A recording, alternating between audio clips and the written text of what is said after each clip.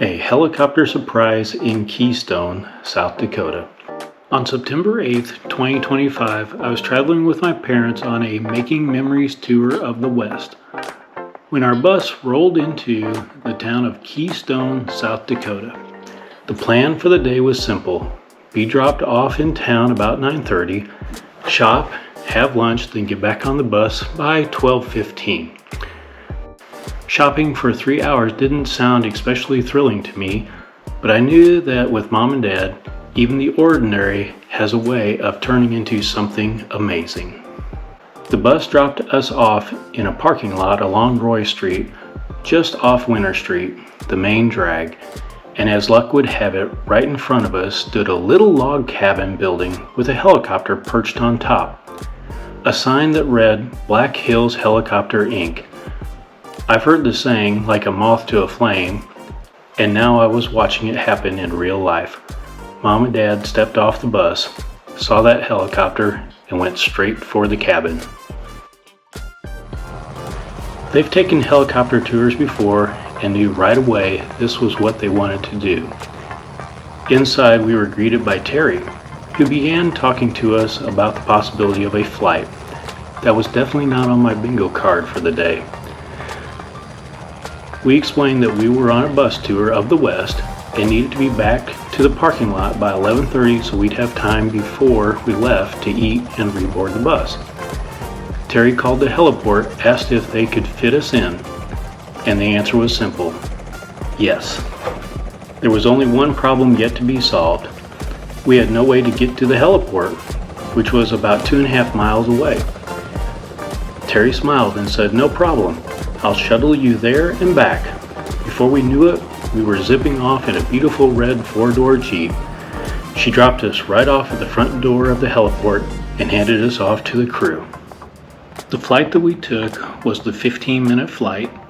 It flies around to see Mount Rushmore and then around the backside before coming back.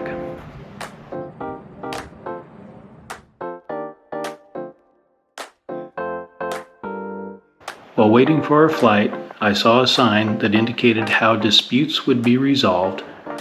Once I saw it was rock, paper, scissors, I knew we were going to be okay.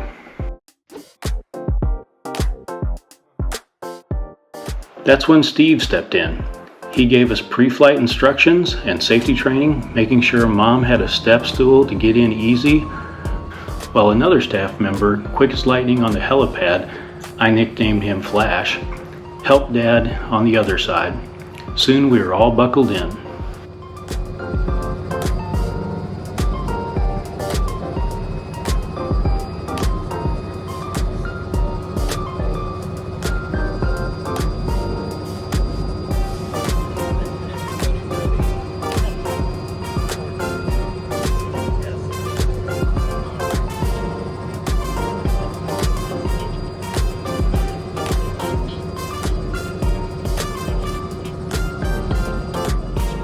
Our pilot Mick welcomed us aboard, carefully checked his instruments, and lifted us smoothly into the air. Within seconds, the Black Hills opened beneath us, and the views were breathtaking.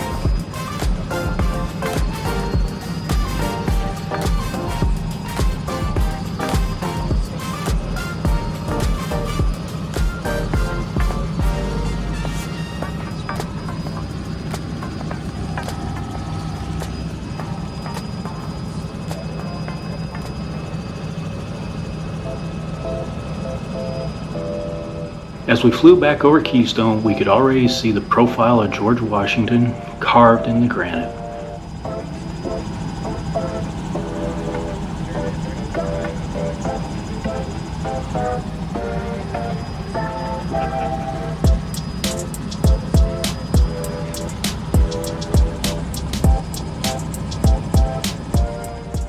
Down below us, there was the big red bus in Keystone, the one that carried us across the West.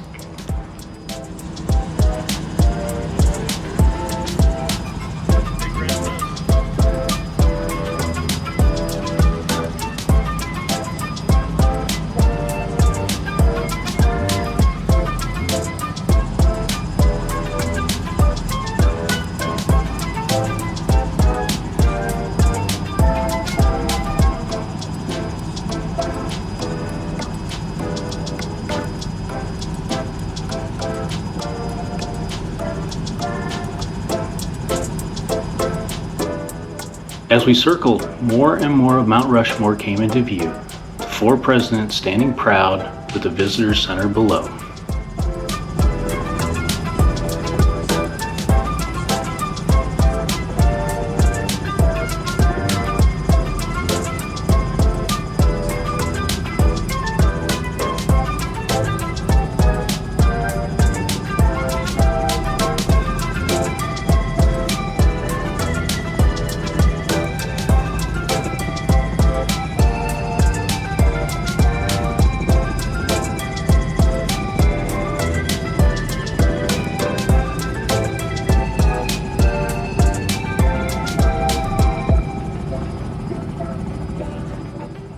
Suddenly, our headsets crackled with warnings of other aircraft in the area. I spotted another helicopter below us.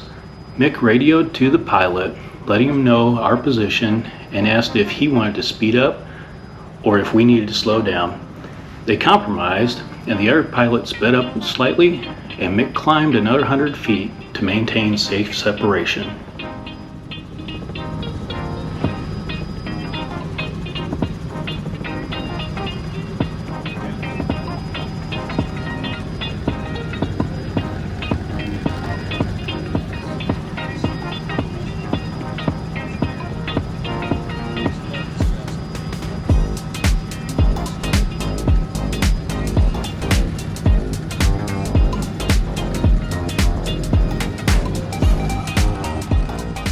Then Mick banked the helicopter, giving everyone on both sides of the helicopter an incredible view of the monument. Wow.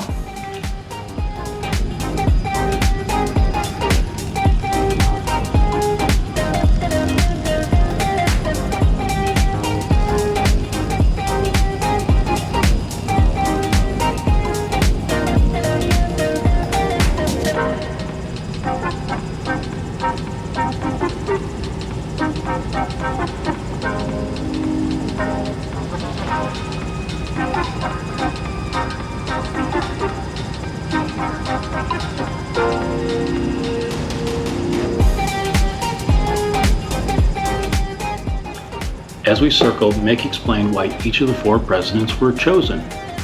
George Washington, father of the new country and first president.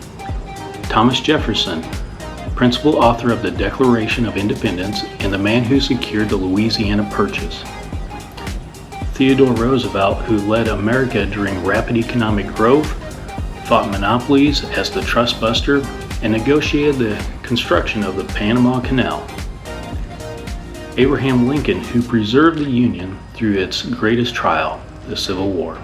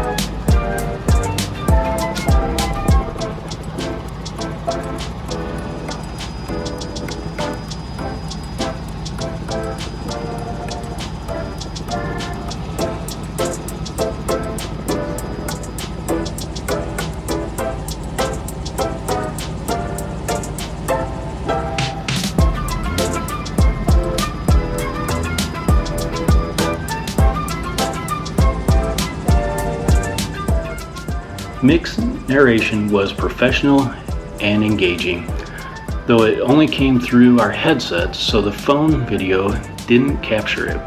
I've tried to repeat much of what he said, though I am sure I'm embellishing it or leaving some out and maybe adding some.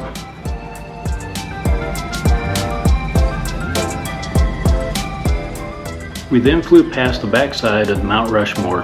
It really does just look like a big rock out there.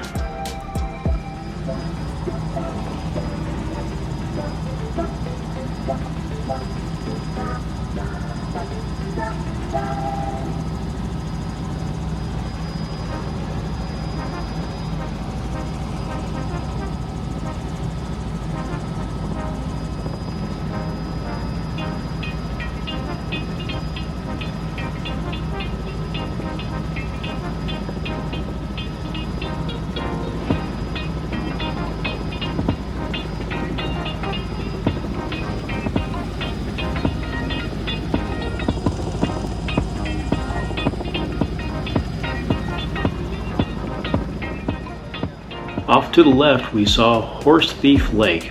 Its shape resembles a horse's head from the air, named after the horse thieves who once hid there.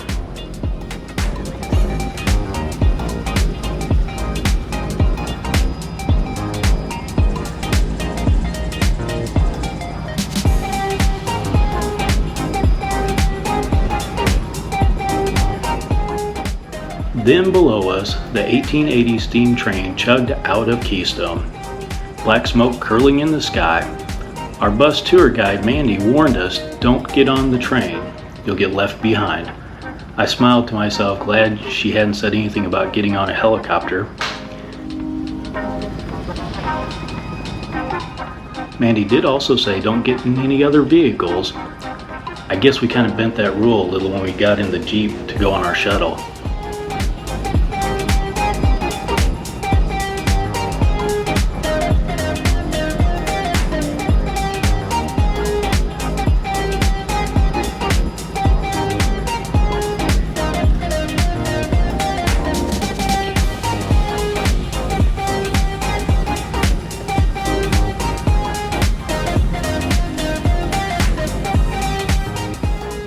At one point, another helicopter pilot radioed back to say Mick was his favorite pilot in the air, praising how he always communicates clearly and professional with everyone out there, making sure that all the different companies are coordinating and being safe. That comment alone showed me the level of respect Mick had earned amongst his peers.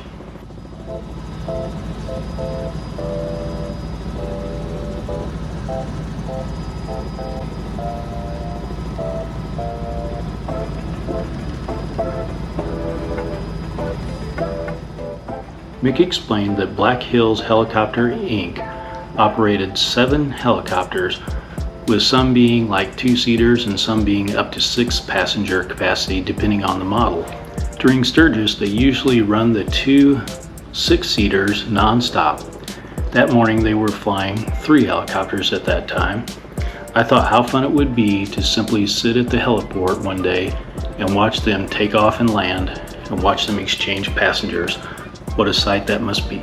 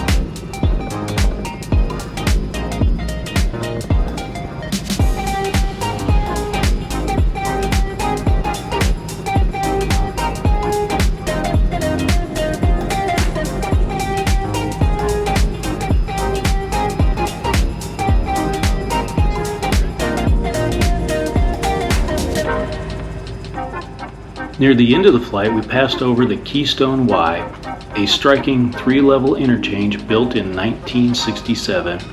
Its laminated wood arch bridge blends beautifully with the landscape supporting the top road, while another timber bridge holds the middle road beneath it, and the lower level runs at ground level. This is an iconic landmark in the Black Hills.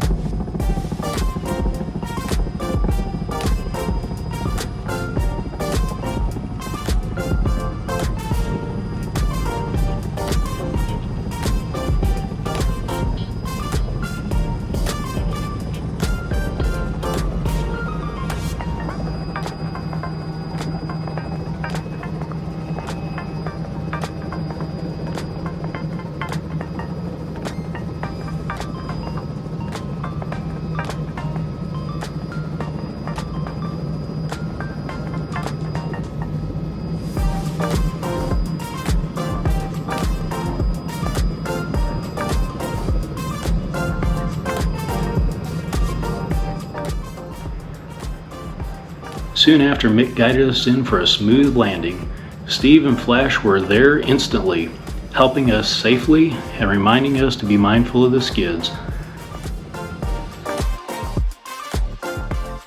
We posed in front of the helicopter for a photo, and Mick, of course, photobombed us in the background, thumbs up and grinning.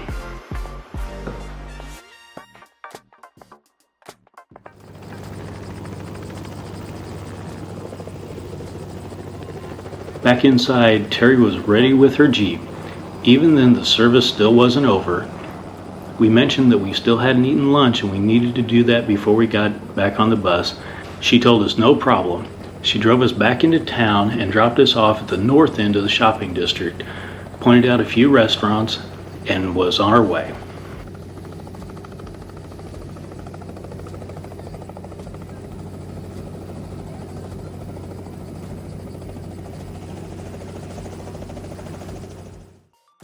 We wandered into the Ruby House restaurant, where I enjoyed a buffalo burger with tater tots, and we were surrounded by Old West decor. The atmosphere was perfect.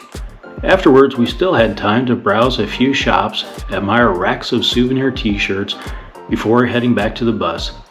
At one point, we even saw Terry drive by in her Jeep with the next group of eager passengers, her next victims. Haha.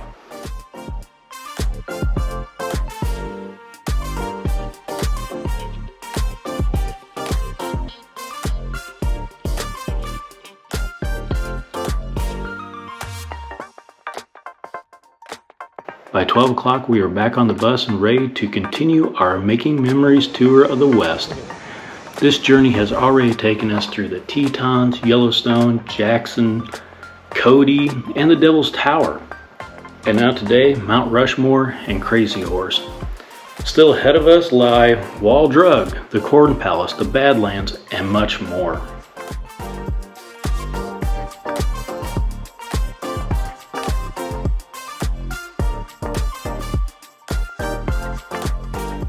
But for me, this unexpected helicopter ride over Mount Rushmore was one of the highlights of the trip.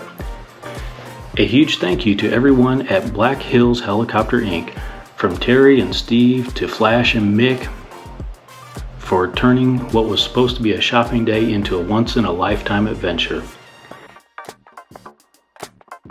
As for the Making Memories tour, it was awesome, but that's a story for another day.